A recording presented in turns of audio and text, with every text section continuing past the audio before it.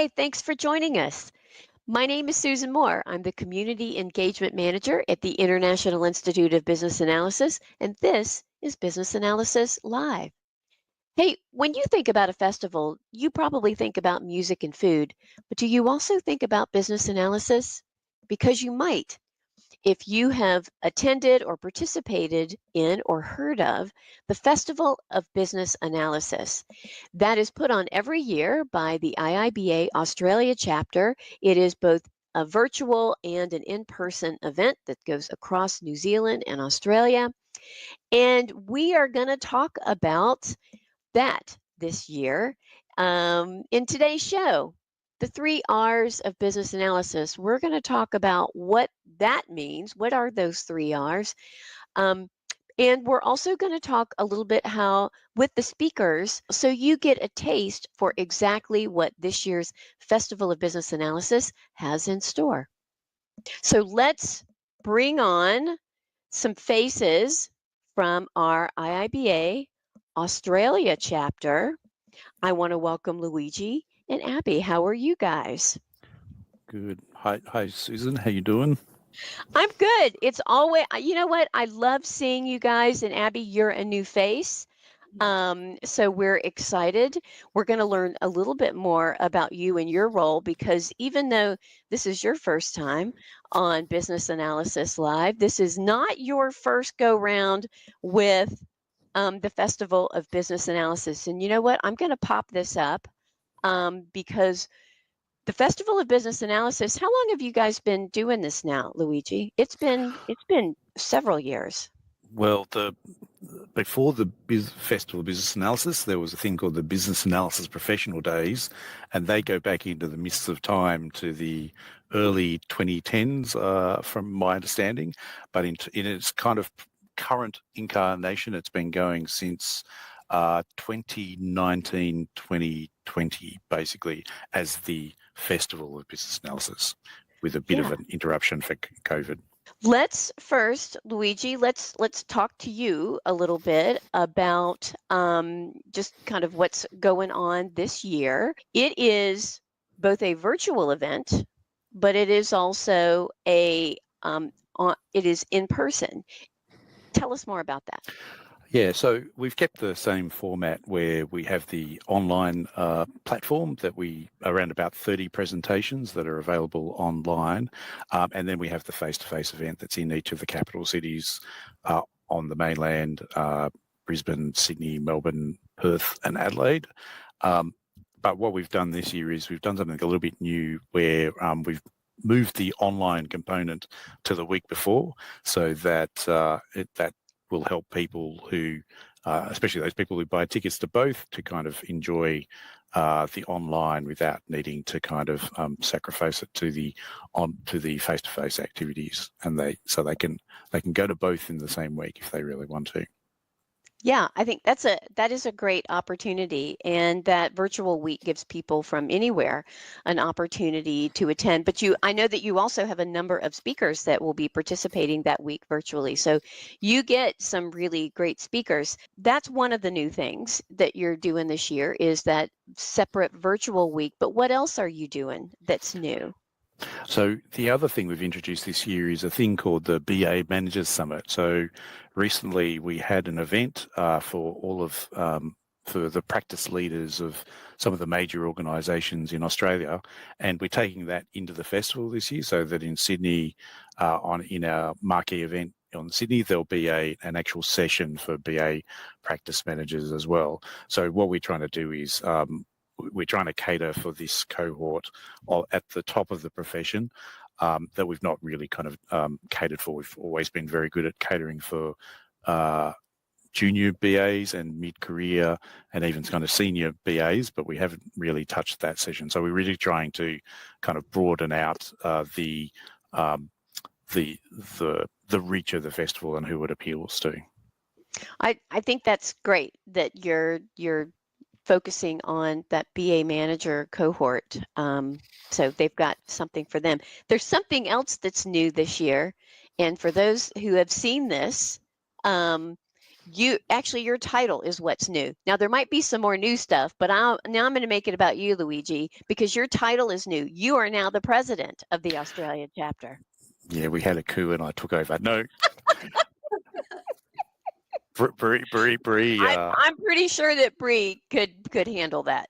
By the way, That's true. Actually, that's why it's funny. No, Bree was the president. I think for 2 terms. Yeah. And she decided that was probably enough. She's still on the committee, and that BA Managers Summit, she's still doing lots of stuff. So that BA Managers Summit idea was something that had been, it's an idea, another idea that goes back in the midst of time, but we've kind of been playing around with a pilot, trying to work out a commercial arrangement, and Bree, as she does, took it to fruition and kind of implemented it this year. So I like to joke that Abby is much better major events director, and that makes up for the fact that I'm not quite as good a president as Bree. So what you lose in one place, you get in another. Yeah, I find that hard to believe. All right. And on that note, because Abby is a new face, so Abby, first tell us a little bit about yourself. Hey, Susan. A little bit about myself. So I am the major events director at this point, but IABA and FOBA is not new to me, as you mentioned, because I have been with IABA Australia for almost 5+ years. So, and I have been I started from the branch. I was doing marketing, then I became the branch chair. And then now from last year, I'm on the board. So, which is pretty exciting. And events and FOBA is something that I'm always excited about. I love sharing new ideas and working with the team on forming the entire program. So something very, very exciting that I'm working with. And Luigi is amazing, as everyone knows. He has been so much guiding me last year because he was a major events director. But now we hold hands and work together on the Festival of Business Analysis, and not just 2 of us, the entire Australia, different states. We have different branch chairs and FOBA representatives from each state, and also New Zealand as well. So it's a wonderful opportunity, and I'm very, very thrilled to have this new role. Yes, and I think that's a good reminder that it is, how many days of the online? Is it 4 or 5? It's 5. So we have 5 days online and 4 days 5 days in person as well. Yes. So this is significant. It's 2 weeks of learning and networking and all that good stuff.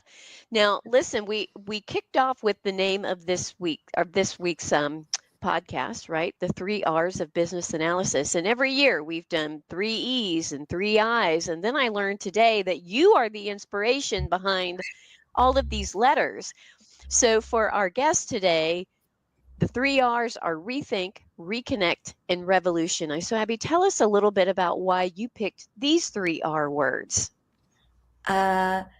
It's a crowdsourcing effort, I would say. I did come up with the initial one, and then we were finding the right words. But for me, it's so close to me because we've been thinking about what is more appropriate to our conference. And we all thought it's going to be a mindset shift from the modern professions, because in the fast-paced world shaped by AIs and all the new technologies, going back to the basics is so important as business analysts. It encourages us to challenge conventional thinking, embrace new perspective, and innovate in how we solve problems. And also it reminds us on strengthening human connection and collaboration to empower teams and stakeholders. And it calls us to boldly adapt forward-thinking tools and approaches, leading transformative changes and staying ahead of the rapidly evolving world. So we thought about all these things, and we thought rethinking the traditional way of doing things and reconnecting with the human, whether it's going to be end stakeholders or the colleague, or revolutionizing the industry with the new technologies is important as business analysts. And that's how we formed the team.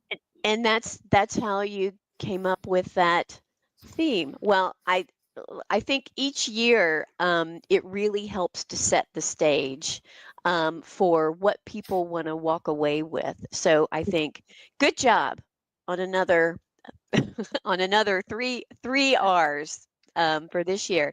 Now, this is just the beginning of our episode. We are now going to focus on four speakers that will be speaking at both the online pieces and in person in Australia. So we're going to talk to them now. Thanks, you guys, for joining me. Thank you. Thanks very much. Thanks. Now I'd like to introduce the next speaker who will be speaking at the Festival of Business Analysis, all the way from the Netherlands. It's Jan de Vries. Hello, Jan. How are you? Hello, thank you. How are you? I'm doing very well. Tell folks a little bit about yourself. Yeah, my name is Jan de Vries, and I'm an independent trainer, consultant, coach, speaker, and researcher. And I'm involved in several areas like agile and DevOps and business information management, service management in general, strategy development, and of course also anti-fragility. Anti-fragility, that is the topic of your talk at the Festival of Business Analysis. For folks that haven't heard that term before, and I have to be honest, even though I think I might know what it means, tell us what anti-fragile is and what is the anti-fragility movement? Yeah. Well, anti-fragility is, as you can guess, it's the exact opposite of fragility. And before 2012, when the book Anti-Fragile was published, and was written by Nassim Nicholas Taleb, we had no word for that, for the exact opposite, because we had words like robustness and resilience, but those are not the same as the anti-fragility, because an anti-fragile system or organization gains from disorder, from stress, from chaos. It becomes actually stronger when you attack it. There's a very nice mythical example that you might be familiar with. It's Hydra, the multi-headed monster in Greek and Roman mythology. And maybe you know of the works of Hercules. He attacked the monster by chopping one of his heads, and it immediately grew back 2 new heads. So with every attack, it became stronger. So actually, Hydra was anti-fragile avant la lettre, and that's in a nutshell what anti-fragility is. Interesting. Yeah. So the name of your talk is, for folks that will be looking for it, who might be attending Festival of Business Analysis. Yeah, the title is Becoming Anti-Fragile is more important than ever in disruptive times, because we are in disruptive times. Yeah. Boy, are we ever. And your focus of this talk is going to be how business analysis professionals can apply that to their work. Do you give us a little taste of what that is? Maybe give us one or two things that you'll be talking about, but don't give it all away, because we want them to come see you. Yeah, for instance, there's a lot of concepts in anti-fragility. There's a lot of terms in anti-fragility. And I will introduce some of those concepts. And one of the key principles, actually, of anti-fragility is having options. And a business analyst could build in optionality into a system, for instance, by recommending solutions that are not optimized for a single best scenario. So that could involve diversifying companies' offerings or modular systems that can be reconfigured, or a flexible communication structure or whatever, just to make sure that you can use options the moment they pop up. And another one is like dealing with risks. I mean, it's a core part of a BA's work, of course, but an anti-fragile approach actually adds a new dimension. It involves identifying certain types of small controlled risks to generate improvements. We in anti-fragile terms, that's the barbell strategy. You allocate a vast majority of resources to very safe, low risk, predictable initiatives, but you also invest a small defined portion to highly speculative, high risk endeavors with potentially a lot of opportunities to learn from it, and maybe very large returns. So yeah, to keep a balance between those two things, that might be another option that I will be talking about. And there's a lot more than that. Yeah. This is fascinating because I feel like for so long, IT team or technology teams have been focused on MVP, building safe, building for what you know that is going to deliver some result. And what I hear you saying with this anti-fragility is it really requires some amount of risk, some amount of flexibility, maybe not just an MVP, but giving you options. I mean, I feel like that is counter to a lot of what we've been doing over the past decade or 15 years. Yeah. So it might be satisfying to forecast and evaluate risks and invest in the identification of procedures to avoid or minimize their impact. But in most cases, it's very frustrating to see that in the end, at the end of the day, it all works out differently. So a lot of things. I mean, you're only preparing for risks you already know, and the author of the book says actually you better invest in making your systems and your organization stronger for any risk, not just the risks you can come up with. Yeah, in a world that is moving at a very rapid pace, building systems for more options, even if that means some level of risk, is a much wiser choice because we don't have time to build for a single option, single thread. You'll already be behind when you get that out the door. But this is a fascinating talk. Now you are going to be in Australia for your portion, and so which days are you on, and where can people find you? Yeah, actually, I will be the opening keynote on October 21st in Perth, and I will also, after a little bit of traveling, I will be also the opening keynote on the October the 23rd in Melbourne, and then I will be the closing keynote on October the 24th in Sydney. Well, this is fantastic. So folks will have 3 opportunities to see you. And it sounds like you're really going to get them thinking about something quite different. Because anti-fragile is in many cases it's people think it's the same as resilience, and that's not the case, because a resilient system will not get better than it was designed, but a anti-fragile system is actually learning and becoming more and more actually stronger than it was designed for in the first place. Yeah, so it's actually something different. Right. All right. Yeah. Well, thank you again for joining us, Jan. Yeah, you're welcome. Thanks for having me. Yeah, thank you. Our next guest comes to you live right from my home state of North Carolina. So I want to bring on stage Dr. Joe Perez. Hey, Joe. How are you? Hello, Susan. I'm doing well, thanks. How about you, ma'am? Well, I'm sweltering. It's pretty hot here in North Carolina. It is pretty doggone warm in North Carolina, yeah. Yes.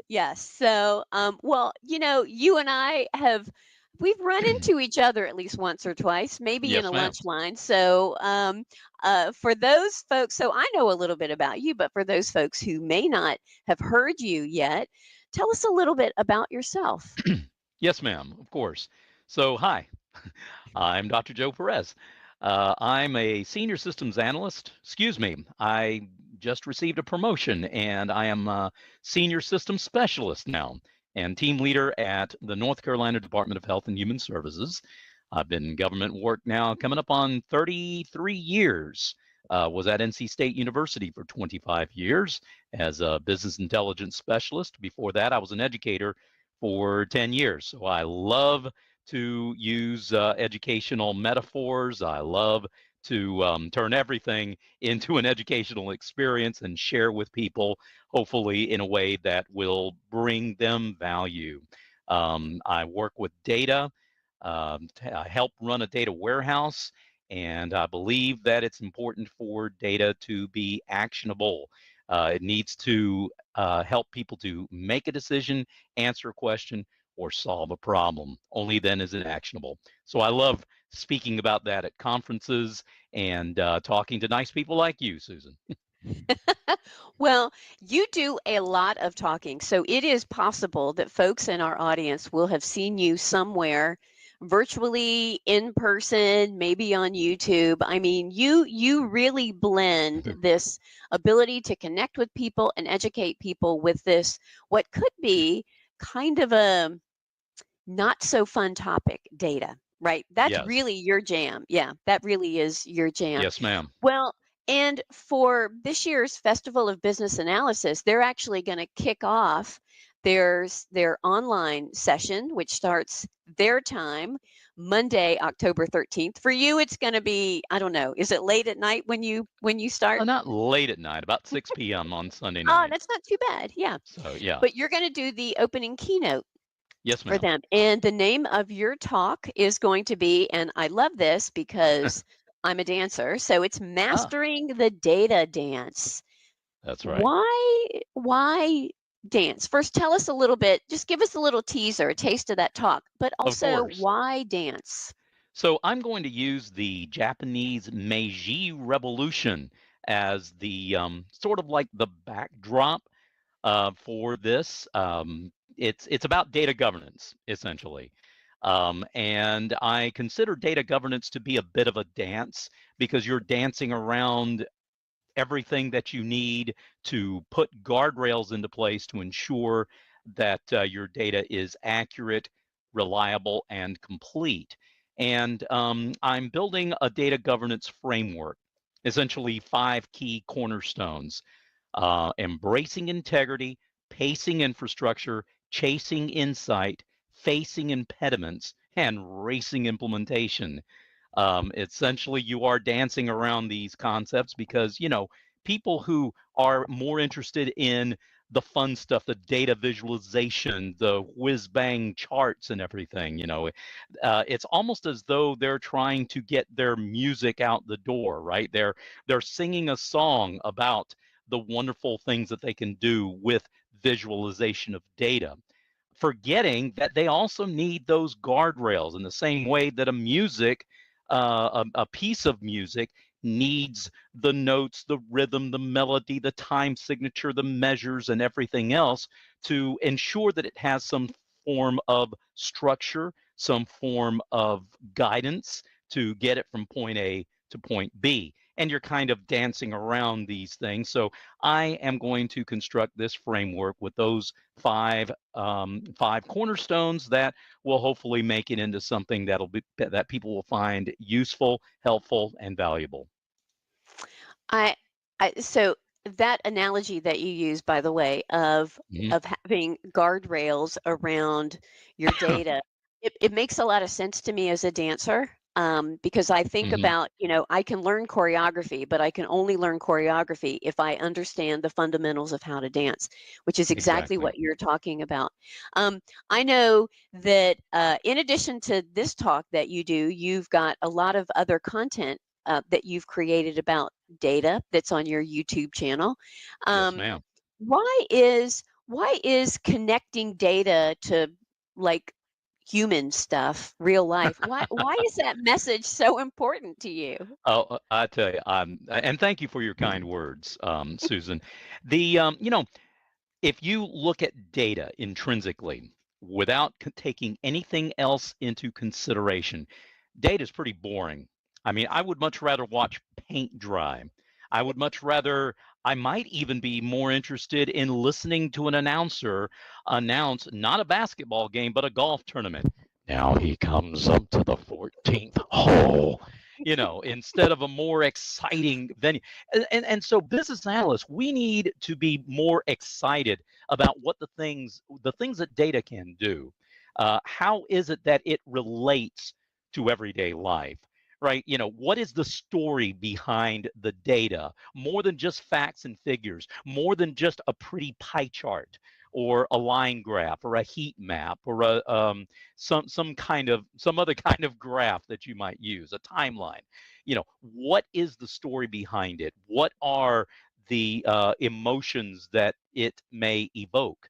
You know, even a commercial about a broom can be made exciting when you consider, oh, the poor little child has dirt on the floor, and this broom removes the dirt so the poor little child can play on the floor and not get dirty. You know, you've turned something as mundane as an old broom into the instrument of a child's happiness. I mean, that's a stupid, silly example, but it's the same principle. See, I was an educator for 10 years, as I mentioned, and it always comes down to creating an atmosphere, painting a picture, telling a story, setting a stage, and doing anything and everything that you can to connect the known with the unknown, right? We're not ever going to progress beyond our current knowledge until we embrace something that we don't already know.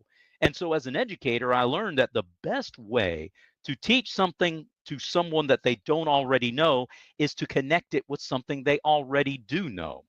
And so, Yeah. taking a topic that is inherently boring to those who don't love the implications behind it, you know, something like data, and connect it to something that is of a mundane, ordinary type of thing, then it piques their interest. It awakens their understanding, and it is a way that you can ensure that they'll retain the things that you really do want to get to them. Once you have created that rapport and you know, you draw in the audience with some type of story, some type of narrative, some type of connection to something that already has some sort of appeal, then Yeah. I believe you can inspire them, especially if they're, say, a business analyst who may need a little bit of an encouragement, who may need a little bit of inspiration to take a greater level of ownership in the things that they do, in the tasks that they perform, in the job that they enjoy, so that they can enjoy it that much more and bring a higher level of value to their organization. If you are joining the virtual events, you want to make sure that you are there early in the morning, whatever time that is, or at 6 o'clock at night if you're in North America, Right. because I mean, you're going to get not just this framework, but also I think you're going to get connected to it in a way that will make it personal for your attendees. So I think they're going to really enjoy what you've got to say. Well, that's very kind of you to say, Susan. And that's what Yeah. I hope more than anything else. You know, it's not, you know, you don't just want to come to a conference and be bored and sit there like the watching paint dry illustration that you know, Yeah. more than anything else, you know, as a speaker, I want to ensure that my audience is enriched, enhanced, empowered, enthralled, encouraged, educated, and maybe even entertained along the way. The There you go. 70 essential E's of dynamic speaking. It's how you conquer the death by PowerPoint syndrome. The last thing in the world that I want to do. I guarantee you will not fall asleep during this keynote. That's right. So you guys will want to be there. Well, I want to thank you, Joe, for joining me today. Sure. The honor is mine. Yes. All right. Take care. Thanks. Yes, ma'am. Bye-bye. Now I'd like to welcome to the stage, all the way from Belgium, Philip Hendricks. Hello. Susan. How are you? It's nice to see you again. Yes, it's been a while, but also it went quite fast. So I know. I got to spend 2 weeks with you as we traveled through 4 different countries on this year's BA and Beyond. Such a great opportunity to meet so many of our practitioners and leaders all across Northern Europe. And wow, what traveling we did. Yeah. Yeah, it's always like a fun circus to get things moving, get people moving around, and hoping you don't lose anyone halfway through the event. Yeah, that's right. It really is a little bit like a circus, because you're traveling as a group and people are getting on the circus and leaving the circus. Um, well, speaking of extreme travel, this year for the Festival of Business Analysis, you are not speaking once or twice, but you are speaking multiple times in multiple formats and places. So we want to make sure that people have an opportunity to find you. Maybe just first, let's tell the audience a little bit about you, who you are, and what you're interested in, because I think they're going to see those themes in the talks that you have planned this year. Yeah, so I've done quite a bit of different things in my professional life so far. The first part was about software development, but then I moved into anything related to business analysis. Let's just say the stage before the decision is made that software needs to be developed, broadening up the scope of my work, basically. And in the last couple of years, I really started focusing on anything related to inspiring people about business analysis, whether that is through my work for the BA community and IIBA, whether it is through my work as a professor, whether it is through my consulting, coaching, and training work, whether it's through conference organization, anything really is connected with inspiring BA community members to become better at their work. That journey that you've been on in your career is also reflected in the headline that is just below your name, because that is a recent thing. You are now part of the IIBA board of directors. So you're now taking your focus on better business analysis and helping IIBA to shape how we're doing and advocating for better business analysis. Yeah, so I've been part of the Brussels chapter team and community for quite a while, since 2015. First, just as a contributing volunteer, then in a formal role as an event organizer, and later the president. And there was now the opportunity to move from the local to the global level. So, hoping to bring my BA and training and coaching and chapter leadership experience into the mix to help us grow the profession and support the community better every day. Let's talk about the talks that you're going to be doing, and maybe give it to us in the order that you're going to do them. So the first one is the week of the online session. Yes. And your first one is business architecture. Maybe tell us a little bit about that business architecture talk. Yes. So business architecture is often a bit of a daunting thing for business analysts, I feel. And I want to take away some of that mystery. I want to make it very practical and accessible to explain to BAs, okay, how can you read business architecture? How can you use business architecture? How can you leverage it? How can you contribute to it?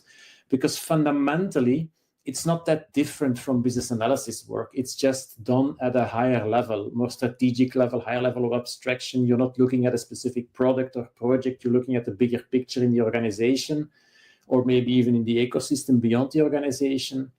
And I want to bring a couple of key business architecture concepts to business analysts to help them understand these, to help them relate these to their own work, so that maybe they can collaborate more effectively with business architects. Maybe they can be triggered to become a business architect at some point in time. Maybe it helps them think more strategically in their own work. So that's what the workshop or the introduction will be about.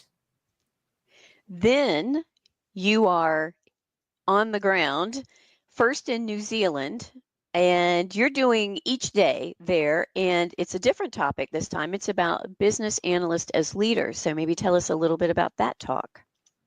Yes, so I do the opening keynote in Wellington and Auckland. And actually the title is BAS, and then we scratch the S, and then is a leader. And I think it's a key difference. I think we are very well positioned to guide, lead our stakeholders through difficult decisions. But I also feel that a lot of BAs are kind of shy or modest or not always as comfortable in visibly taking that leadership. And I think that's a change, that's a shift that is needed in our approach and in our mindset. And with this keynote, I want to inspire people. I want to nudge people a little bit to be conscious of what are the situations in which my leadership would be really beneficial for the organization, for the team. Recognize these and be ready to then also visibly take the leadership, because we don't have a formal leadership role in many cases. But say, for example, if you are in a workshop or in a meeting, maybe is a better example. If you are in a meeting with a couple of people, you get up, you take the whiteboard marker, you go to the whiteboard and you're starting to write down things, map things, and guide the process of the conversation. If you actively do that, you are taking leadership in that situation. And it's really helpful to be more conscious of these situations and how you approach those to become more impactful. That's the key theme of the keynote. And then you are in Australia, and for that conversation, you're part of a panel on kind of some hot topics for business analysts. Tell us about that. It's about the evolutions we see, like Agile is still going somewhere and BA is still playing or not playing a visible or not visible role in this. There is the whole AI evolution. GPT-5 was announced today. It's going to change things again. And so within this changing market, within this changing context, what about business analysis? How do we need to evolve our profession? How do we need to evolve our own skills, activities, competences? That's what the panel will be about. And I think it's important to be conscious of it, because I do believe it's always easy to say, like, for example, with AI, it's going to be a fundamental change. But I do believe this is a more fundamental change technically than, say, for example, cloud or something like robotic process automations. Those were very more punctual changes. They had a big impact. They still have a big impact, but they are more punctual. This one is deeper. This one is more profound. This one is touching every profession. This one is touching potentially every business model. So definitely there are challenges to discuss. And one of the things that I will offer here to the conversation is actually inspired by what Tim Coventry and Angela Wick wrote in the Future Proof book. And one of the key concepts in the book is that the BA profession is the only profession that spans the entire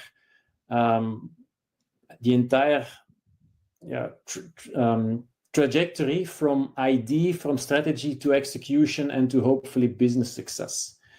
We cover, or we are included or involved in the entire trajectory.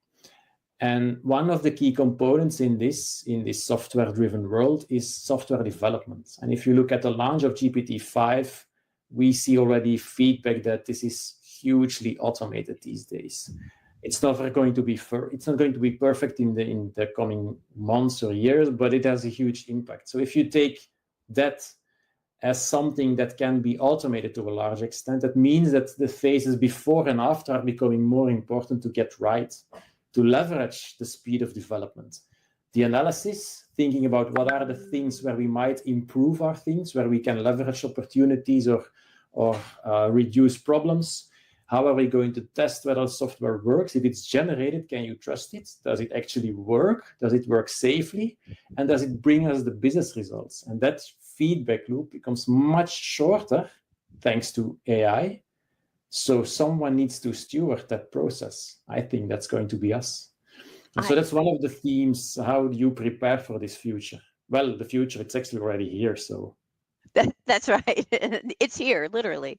There really is a theme to these talks. You and I were talking about that before we started recording today. And it really is about positioning business analysis leaders at a more strategic level, at a more human level, because of exactly what you've just talked about now. There is going to be a more of a need to get the ends of this process correct, and that requires, I've been calling it the other AI, actual intelligence. So our skills are going to be really important. Well, listen, I know that wherever the Festival of Business Analysis attendees find you and hear you, they are going to get a lot out of what you have to say. So good luck. Safe travels. Get your time shifter app out. I know that's how you manage those crazy time changes. Yes. And thanks so much for joining us. Thank you for having me. Yeah. I'm pleased to introduce our next guest, all the way from Australia. It's Kathy Burkage. Hey, Kathy. Hi, Susan. How are you today? How are you? I'm great. I'm happy to see you again. It was just a couple of months ago that we were doodling around in, in Northern Europe. So it's good to see you. Good to see you too. I do have fond memories of our day in Copenhagen, the unexpected sunburn that we both caught because we were unprepared. Who thought we would be on a canal in the at noon, unprepared for a sunny day? It was a great day. Good to see Yeah. you as well. Yeah. Well, hey, we are talking about the talks that you are going to do at another conference, the Festival of Business Analysis. You've got 3 speaking spots, maybe kind of a 4th, because you said there's also a panel that you're going to be part of. So the first day that we'll see you is on the online version. So that is, let me look at my notes, that will be October 16th. Tell us a little bit about what you're going to be talking about for the virtual week. Well, I'm hoping to have a conversation with people. As much as we're going to be online, I'm going to try to encourage people to share their thoughts and views about AI, but not about how to use AI, but that AI is never going to replace business analysis or business analysts. We are going to focus in on those essential human skills that us BAs have in what we use to perform our work that AI will never be able to replicate. Things like objectivity, passion for our role, passion for value, passion for getting a good solution for our stakeholders and our businesses, providing value, curiosity, empathy, communication skills. Okay, AI can spit out text, but does it really have great communication skills? Can it really read a person the way that we do? Being present with our stakeholders. AI is not present, it's just waiting for information. And of course, where does the information come from on AI? How is it verified? Us BAs are more objective and we're always seeking to dig deeper to get to the root cause and to really understand things, whereas AI is just waiting for prompts. So we're going to talk about those essential BA skills and really talk about other aspects of AI that BAs need to be aware of, just like a tool, just like Visio. Visio does nothing until a BA uses the tool. AI is the same. So we're going to be talking about a little bit to do with that kind of aspect of how we must use it as a tool, but we shouldn't be frightened it will take our role. And I know folks may see that beneath your name is your headline, the Mindful BA. And so I feel like for your AI talk, you're going to be maybe bringing a little mindfulness, a little humanity to the talk around AI. So that'll be a very different, seems like a very different kind of flavor of AI. That awareness aspect that I think we all have. It's not like none of us don't have awareness, but that mindfulness of being conscious of what am I thinking, what's happening with my stakeholders, what's happening, and being completely kind of conscious and present to what's happening and unfolding in the moment to moment, which AI can never do. Only humans can really do that. Yeah. Now, in Brisbane, so that's Wednesday, October 22nd, you will be there in person at that location. You still talking about AI, or are you going to talk about something different? We're definitely changing tack, and we're going to talk about a new tool about how do we plan our work as business analysts. And it's a funny thing that I've always been curious about. The BABOK has a whole knowledge area around business analysis planning. But when I talk about it, when I teach it, when I'm doing some of the ECBA prep courses or other BA courses, people just go, what do you mean we're planning BA? We just do BA work. And so often a BA just jumps in and says, all right, we're getting requirements and we're going forward, without really thinking through all the aspects such as governance. How do I manage the changes to requirements, which are inevitably going to happen? What kind of artifacts will we produce? What's clearly in and out of scope? Who are the stakeholders I need to work with the most, and which ones perhaps I don't need to work with, because in any project we have so many stakeholders. So BA planning is there, and it's talked about quite thoroughly and in a really kind of informative way in the BABOK. But then when people say, well, how do I go about it? Because in the BABOK there's so much text. I said, well, really, I like a good canvas. I like a good template, because it gives me that structure so I can think through, well, I'm preparing for a new piece of work. What do I need to do? And it allows me to lay it out. And then that shapes how I go about my work. Now, it's no secret I love Agile, and I've been an Agile BA for many years. Agile doesn't mean no planning. Agile means just enough planning. So this tool is just enough so I know what I'm going to do, but not so tight that it means I've got no flexibility. So it's all about making sure that we're clear about how we're going to go about our role and our work, no matter what kind of project we're on. Agile, not agile, IT, not IT, does not matter. Well, actually, wait. So you said you're also on a panel, topic TBD, in Brisbane, and then you're off to Sydney, and that's on Friday, October 24th. Same topic, different topic in Sydney. Same topic in Sydney, so we'll get a repeat, which is great, and it also gives other people a chance to think about planning. I'll also be handing out the Canvas tool. Really, it's just a template like all canvases. They're not there to force anybody to do anything. They're just there as prompts to say, have I thought about this? Have I thought about that? It doesn't need to be hours spent getting the perfect canvas. So it'll give more people a chance to get across and think about how they do their BA work and how much planning they really should be spending. I'm excited about your canvases. Actually, if you remember way back, that's how you and I initially met. You came on and you talked about your stakeholder canvas. So I love that you've got a new canvas. It probably ties in well with the stakeholder canvas that you created. So, all right. Well, Kathy, thanks again. Best of luck at Festival of Business Analysis this year. Thanks so much for having me. And I'm so looking forward to seeing everyone at FOBA. So there we've heard from our speakers. They are all going to be top notch. And listen, that back to basics theme that Luigi mentioned at the top of the show is important, because this year, they wanted to make sure that if leaders are sending their teams and employees to any part of the event, they wanted to make sure that everybody takes something away and can immediately apply it to their work. So you can tell from each of those speakers, there's a lot that you're going to learn. So let me just recap what's going on during that Festival of Business Analysis conference. So the first week is October 13th through the 17th. It is purely online. It is 5 full days of learning.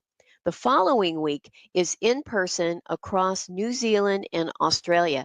5 days from October 20th to the 24th. The last day of the conference is in Sydney. It is a flagship day where they will not only have speakers, but also the IIBA Board of Directors, the global leadership, and delegates. So they really are making that final day a real celebration. If you are interested in learning more about the event, getting tickets, seeing the agenda, or learning more about the speakers, festivalofbusinessanalysis.org is where you can get more information. And remember, the goal, the purpose, the theme behind this year's event is to rethink, to reconnect, and to revolutionize the way that we're thinking about the work that we do. So there you are. Thanks again for joining us.